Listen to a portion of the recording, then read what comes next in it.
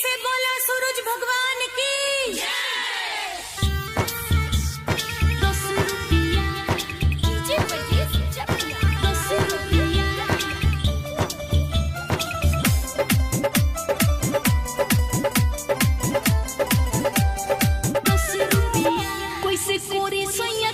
के पूजोया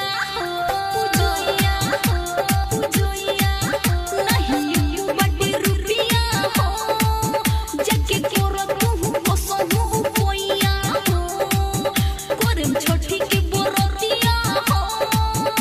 अरे तोरा नहीं चिंता रुपैया के हो लेवे के सामान कर रुपैया के हो।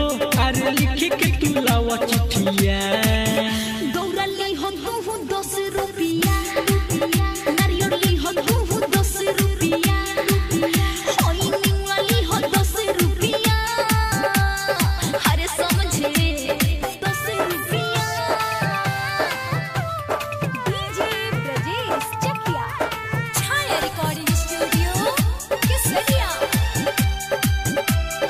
10 रुपया खरना की मोइया आवेली पूरा वेली मनसा हो 3 दिन से भूखल बानी हम पूरा दिह ललसा हो।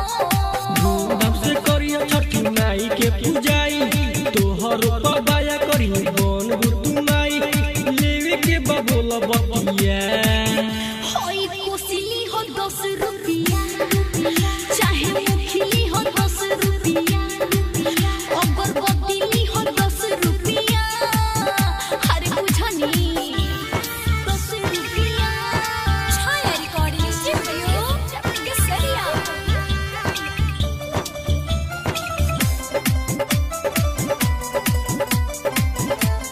10 रुपया। सुनो सूरज रमेश को रेले हो छोटी माई के पूजनमा हो सड़सड़ा धीरज बेदर दिसो जई है हो छोटी माई के घाटमा हो।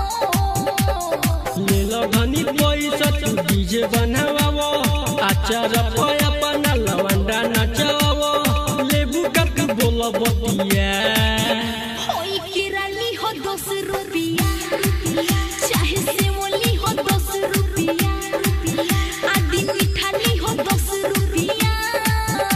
अरे तोरा नहीं चिंता रुपैया के हो लेवे के सामान कर रुपैया के हो। अरे लिख के तू लावा चिट्ठिया होई किराली हो 10 रुपया चाहे सेवली हो 10 रुपया आदि मिठाली हो 10 रुपया हरे ले लीजिएगा याद पारे। छाया रिकॉर्डिंग स्टूडियो केसरिया।